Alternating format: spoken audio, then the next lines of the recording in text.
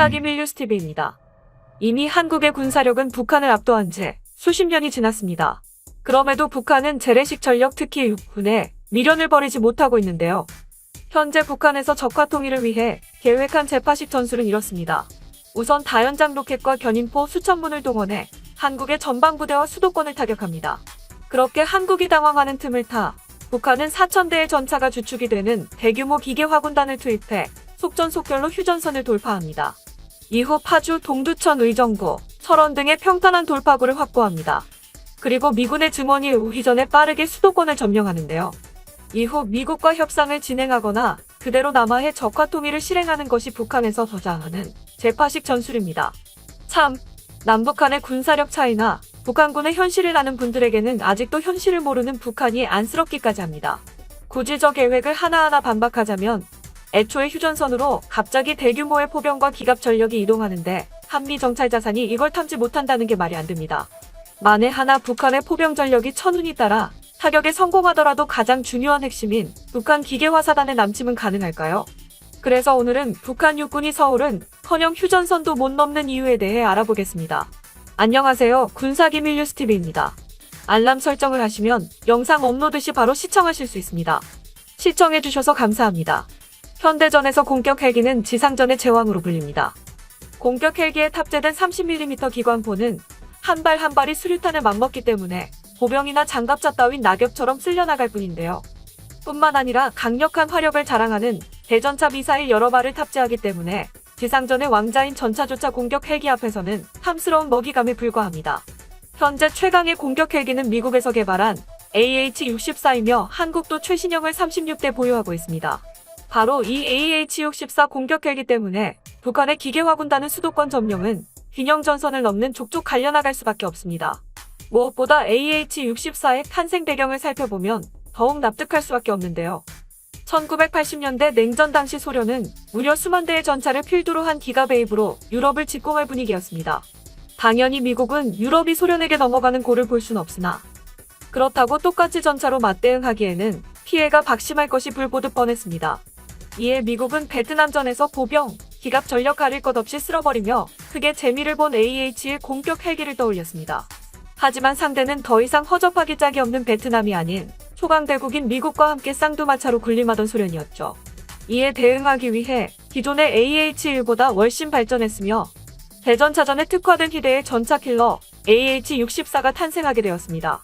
이 미친 전차킬러는 보병과 기갑, 포병 방공 전력 등 병과를 가리지 지상의 모든 적을 작살내기 때문에 적에게는 그야말로 사신이나 다름없습니다. 흥미로운 것은 AH-64의 주무자인 AGM-114 헬파이어 미사일인데요. AH-64를 전차킬러로 만들어준 AGM-114는 이론상으로 현존하는 모든 전차를 완벽하게 격파할 수 있습니다. 그나마 실전에서 세계 최강의 전차이며 금강분리의 방어력을 자랑하는 에미레이의 격파에는 실패했지만 그마저 전투불능 상태에 빠졌습니다. 이쯤 되면 지옥불이라는 별명이 전혀 아깝지 않을 정도입니다. 현존 전차 3대장인 에미레이, 레오파르트 EHK조차 두려워하는 AGM-114를 고작 북한의 T-54, T-62에게 발사하는 것이 좀 아깝긴 합니다. 저는 개인적으로 AH-64가 적어도 한반도에서는 그 F-35에 버금가는 전략무기 역할을 수행한다고 생각합니다. 그 이유는 바로 한반도의 전장 환경 때문인데요. AH-64는 그 진가를 발휘하기 위해선 한정된 공간에 목표물이 밀집해 있는 상황이 발생해야 합니다.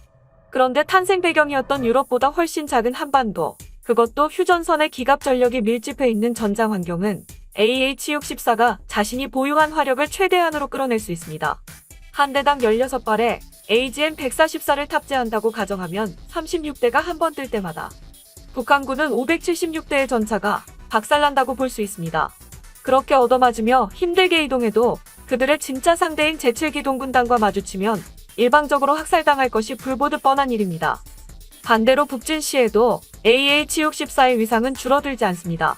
이미 한미 공군이 제공권을 장악한 것은 물론 미 공군의 대규모 폭격으로 밀집도가 높다는 북한의 방공망은 거의 소멸했을 것입니다. 그러면 AH-64는 제7기동군단과 함께 평양으로 무섭게 북진하여 흐러져서 저항하는 잔존 세력을 각계 격파하며 사냥할 것입니다. 한국에게 있어 AH-64의 도입은 이미 2000년대 이후 사형 선고를 받은 지 오래인 북한에겐 확인사살이나 다름없습니다. 심지어 중국군이나 러시아군에게도 AH-64는 매우 위협적인 전력인데요. 이런 AH-64의 위상에 만족한 국방부는 40대 추가 도입을 선언했으며 장기적으론 100대 완편을 목표로 삼고 있습니다. 이를 지켜본 개발사 보잉은 마치 기다렸다는 듯이 한국에게 AH-64의 라이센스 생산을 먼저 권유하기까지 했습니다. 이를 지켜보는 북한과 중국은 말할 것도 없으며 먼저 시도했다가 본인들의 벨짓으로 폭망한 일본도 속이 쓰리긴 마찬가지일 것입니다. 하루빨리 100대의 AH-64를 도입해 대한민국을 수호하는 든든한 파수꾼이 되어주길 바랍니다. 탱크 잡는 천적이라고 알려진 아파치에 대해 궁금합니다. 보통 아파치 1대가 몇 대의 탱크를 잡을 수 있나요? 궁금해하신 부분을 지금부터 검색질에서 풀어드리겠습니다.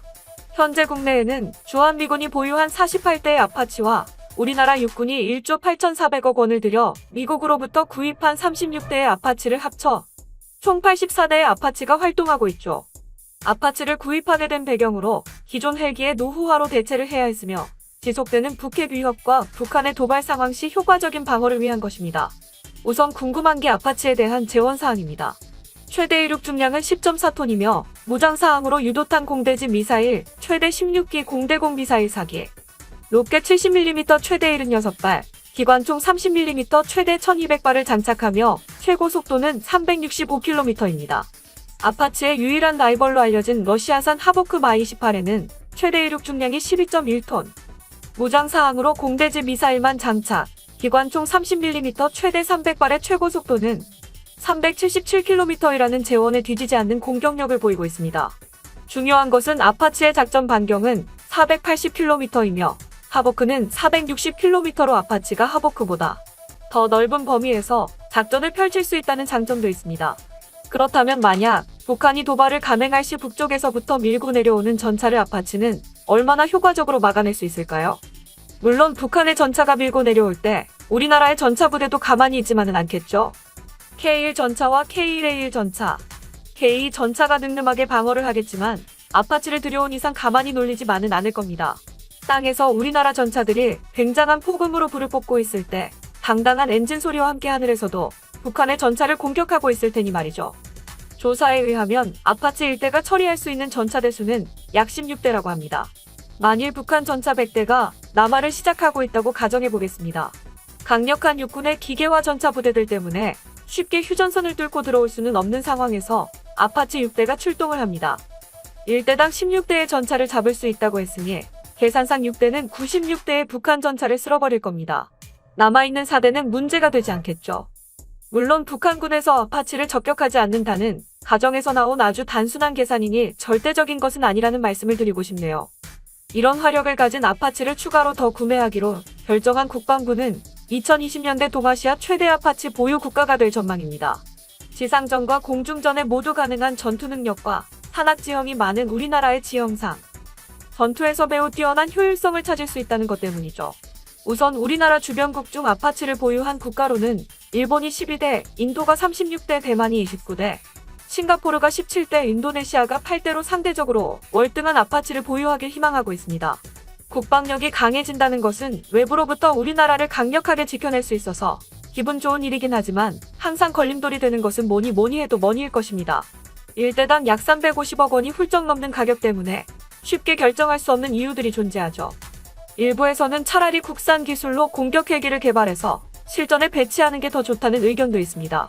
기존 국산 기동 헬기인 KUH-1 수리온의 성능 개량을 통해 좀 더 강력한 헬기를 만든다면 국가 경제에도 큰 도움이 될 것이라는 의견이죠.